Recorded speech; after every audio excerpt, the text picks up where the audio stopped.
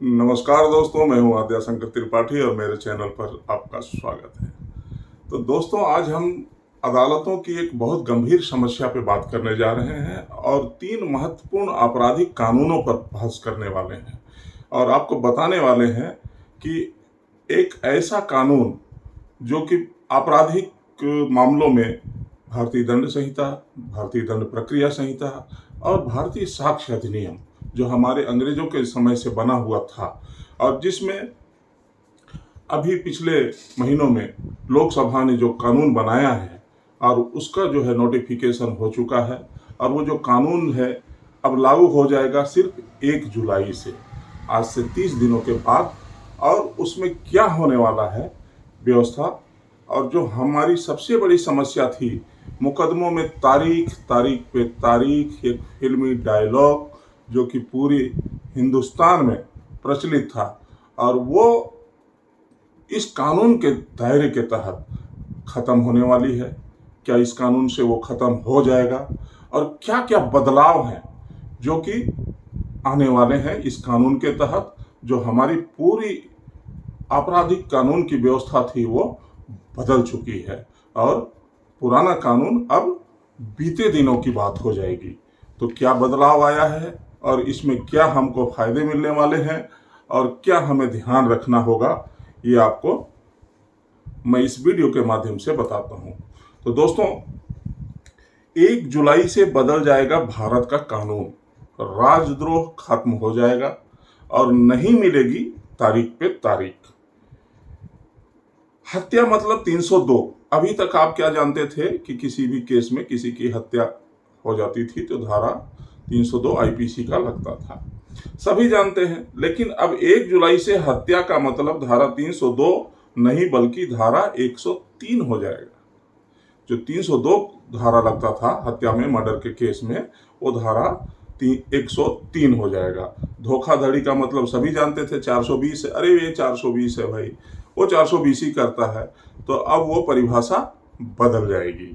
अब 420 के जगह पे लगेगा 316, है ना। थोड़ा कहने में अटपटा लगेगा, 420 ही थोड़ा जुबान पे आ गया था, 420 है, अब 316, ये आदमी 316 है, ऐसा कहना पड़ेगा। दरअसल अपराध और न्याय प्रणाली से जुड़े भारत के 3 कानूनों में बड़ा बदलाव हो गया है। इस बदलाव के बाद अपराध से संबंधित धाराओं, उनकी विवेचना और न्यायिक प्रक्रिया में बड़ा बदलाव देखने को 1 जुलाई से आपको मिलेगा। ब्रिटिश काल से चले आ रहे भारतीय दंड संहिता, इंडियन पेनल कोड, भारतीय साक्ष्य अधिनियम, इंडियन एविडेंस एक्ट और भारतीय दंड प्रक्रिया संहिता सीआरपीसी में बड़े पैमाने पर बदलाव कर दिए गए हैं। अब इन कानूनों के नए नाम भी होंगे, जिनमें भारतीय कानून संहिता, भारतीय साक्ष्य अधिनियम और भारतीय नागरिक सुरक्षा संहिता, ये नए नाम हो जाएंगे। इन कानूनों के लागू होने के पहले मध्य प्रदेश में पुलिस को प्रशिक्षित किया जा रहा है ताकि आपराधिक विवेचना में कोई गलती ना हो। सागर स्थित जवाहरलाल नेहरू पुलिस अकादमी में और पुलिस ट्रेनिंग स्कूल में इन दिनों प्रशिक्षण चल रहा है। कैसा होगा इन बड़े कानूनों में बदलाव, ये आपको जानना बहुत जरूरी है। ये 3 कानून भारत की पुलिस और न्याय व्यवस्था की धुरी हैं। अपराध संबंधी विवेचना से लेकर कानूनी प्रक्रिया तक इनका उपयोग होता है। सामान्य नागरिक भी इन कानूनों की धाराओं से परिचित हैं और प्रमुख अपराधों से संबंधित धाराओं के बारे में जागरूक हैं। लेकिन इस बड़े बदलाव के बाद पूरी न्यायिक प्रक्रिया में बड़ा बदलाव देखने को मिलेगा। इन 3 प्रमुख कानूनों में बदलाव कुछ इस तरीके से होगा। भारतीय न्याय संहिता में क्या बदलाव होंगे, जो कि इंडियन पेनल कोड, भारतीय दंड संहिता। भारतीय न्याय संहिता 2023 जो नया कानून है, भारतीय दंड संहिता 1860 इंडियन पेनल कोड की जगह लेगा। खास बात यह है कि इंडियन पेनल कोड 1860 में 511 धाराएं थीं, लेकिन नए कानून भारतीय न्याय संहिता जो उसकी जगह रिप्लेस हुआ है, उसमें सिर्फ 358 धाराएं ही होंगी। भारतीय न्याय संहिता में राजद्रोह की धारा हटा दी गई है, लेकिन भारत की संप्रभुता, एकता, अखंडता के खिलाफ अलगाववाद या विद्रोह फैलाने की कोशिश के लिए राष्ट्रद्रोह के अंतर्गत परिभाषित किया गया है। नाबालिग से सामूहिक दुष्कर्म, मॉब लिंचिंग जैसे अपराध में मौत की सजा का भी प्रावधान है। ये बदलाव किए गए हैं। भारतीय नागरिक सुरक्षा संहिता 2023 जो सीआरपीसी भारतीय दंड प्रक्रिया संहिता थी, इसमें बड़े बदलाव किए गए हैं और इसका बहुत बड़ा फायदा हमको मिलने वाला है दोस्तों। क्रिमिनल प्रोसीजर कोड सीआरपीसी की जगह भारतीय नागरिक सुरक्षा संहिता 2023 ले लेगी। भारतीय नागरिक सुरक्षा संहिता में क्रिमिनल की 484 धाराओं के मुकाबले 531 धाराएं हैं। ये थोड़ा बढ़ गया है। कानून में किए गए बदलाव अपराध की विवेचना से लेकर न्यायिक प्रक्रिया में तेजी लाएंगे। विवेचना से मतलब जो है इन्वेस्टिगेशन।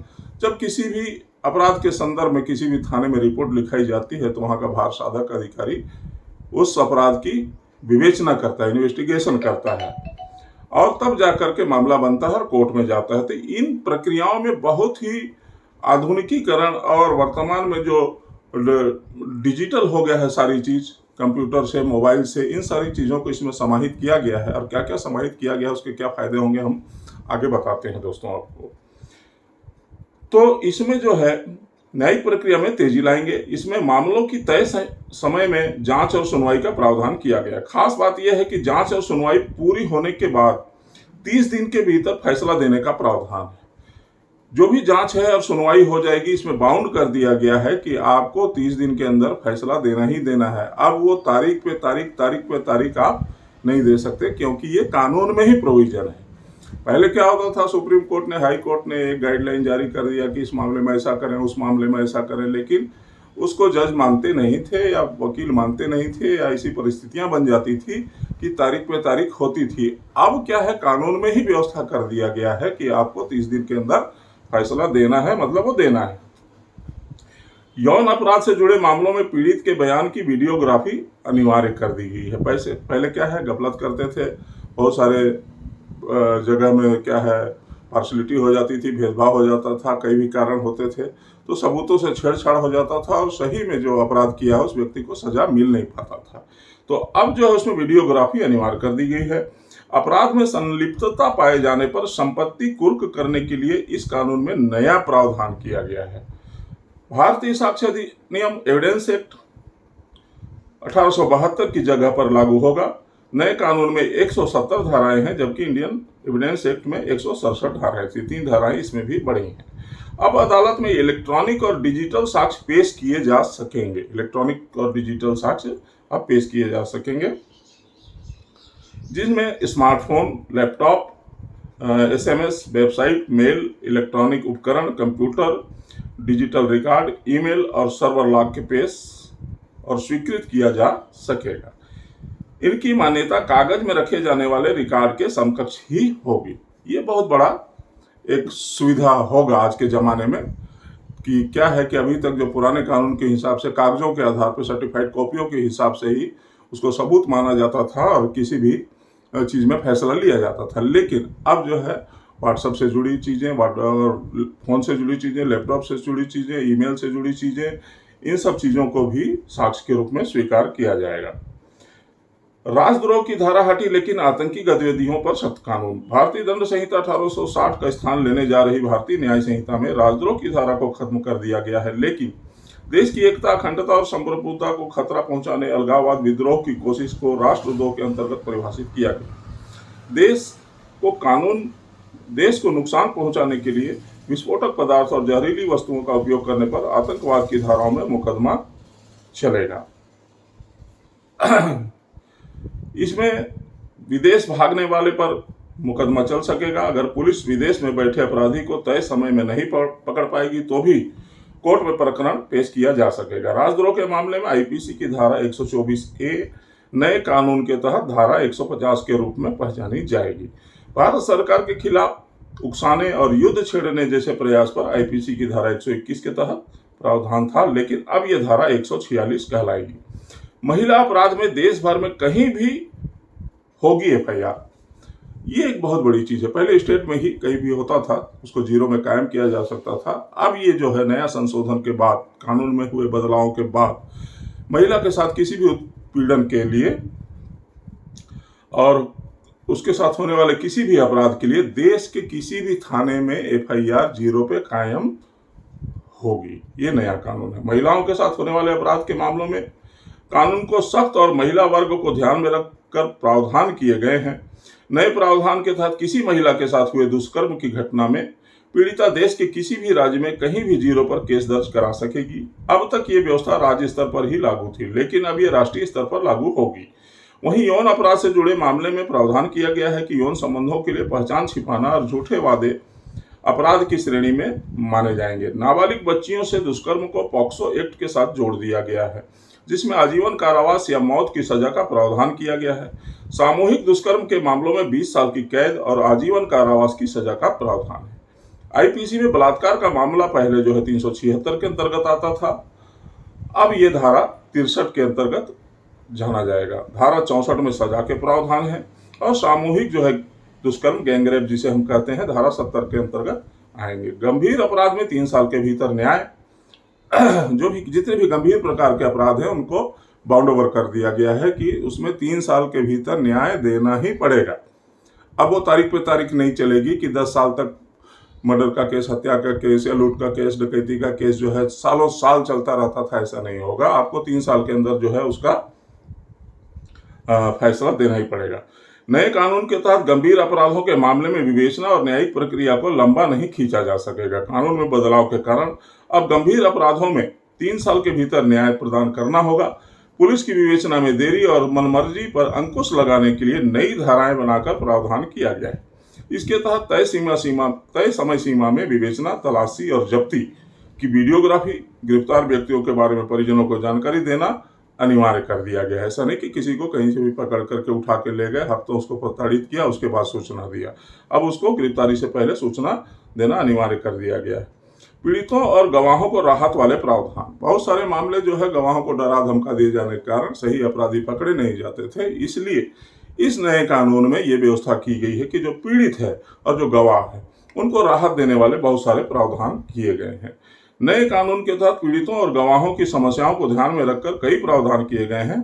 अब किसी भी मामले में कोई गवाह घर बैठकर वीडियो कॉन्फ्रेंसिंग के माध्यम से बयान दर्ज करा सके। आपने देखा होगा बहुत सारे ऐसे मामले हैं कि गवाह कोर्ट में गवाही देने जा रहे हैं, उसे किसी ने गोली मार दिया, किसी ने उसकी हत्या कर दी या उसको अगवा कर लिया, अपहरण कर लिया। तो अब इस नए प्रावधान के तहत वो जो गवाह है प्रोसिक्यूशन का, अभियोजन पक्ष का, वो अपने घर बैठे वीडियो कॉन्फ्रेंसिंग के माध्यम से अपना बयान कोर्ट में दर्ज करा सकता है। कोर्ट जाने की जरूरत नहीं होगी। 3 साल से कम सजा वाले केस और 60 से ज्यादा उम्र वालों से पूछताछ के लिए मजिस्ट्रेट की अनुमति अनिवार्य होगी। बात को समझिए, जिन भी धाराओं में 3 साल से कम की सजा है और जो व्यक्ति सीनियर सिटीजन है, 60 की आयु से ऊपर की उम्र के लोग हैं, उनका बयान लेने के लिए अब मजिस्ट्रेट की अनुमति लेना अनिवार्य कर दिया गया है। 7 साल से ज्यादा सजा के मामलों में फोरेंसिक रिपोर्ट अनिवार्य होगी। 7 साल से ज्यादा सजा के मामले में पुलिस हथकड़ी लगाने के लिए स्वतंत्र रहेगी। हिट एंड रन मामलों में सजा की अवधि बढ़ी। सड़क दुर्घटना से संबंधित हिट एंड रन मामले में अब दोषी को 10 साल तक की सजा भुगतनी होगी। पहले सिर्फ 2 साल की सजा होती थी। तो ये 10 साल जो है 106B के तहत है, लेकिन वास्तव में ये 106B को अभी नोटिफाइड नहीं किया गया है, उसे नोटिफिकेशन नहीं हुआ है। सिर्फ 5 साल तक की सजा का उसमें प्रोविजन रखा गया है। दरअसल हत्या जैसे अपराध से बचने के लिए हिट एंड रन जैसे मामलों में तेजी में बढ़ रही है। बहुत सारे व्यक्ति क्या है कि किसी की हत्या करना है तो हत्या के उसके साधन के रूप में हिट एंड रन का प्रयोग करने लग गए थे, इसलिए इन सब चीज़ों को इसमें जोड़ा गया है। सजा में समाज सेवा जैसे प्रावधान। विदेशों में ये चीज़ें थी जो कि अब इंडिया में भी अपराधों को समाज सेवा से जुड़ी सजा सुना सकता है। जैसे किसी को सजा न दे करके साफ सफाई, वृद्धाश्रम में, अस्पताल में सेवा कार्य, पौधारोपण जैसे काम सजा के तौर पर सुनाने का भी प्रोविजन किया गया है। अब आप भूल जाइए पुरानी धाराओं को, नहीं तो हो जाएगी गफलत। अब इन नए कानून को ही आपको ध्यान में रखना पड़ेगा, क्योंकि सिर्फ 1 महीने बाद 1 जुलाई से ये सारे कानून भारत में, इंडिया में अप्लाई करेंगे। इसलिए ये वीडियो आपके लिए बहुत महत्वपूर्ण होने वाली है। दरअसल लंबे समय से चले आ रहे इन प्रावधानों के कारण आम आदमी भी ज्यादातर अपराध को धारा से संबोधित करते थे। जैसे हत्या के लिए धारा 302, लेकिन अभी हो जाएगी 103। खास बात यह है कि धारा 302 को अब चेन स्नैचिंग की धारा माना गया है।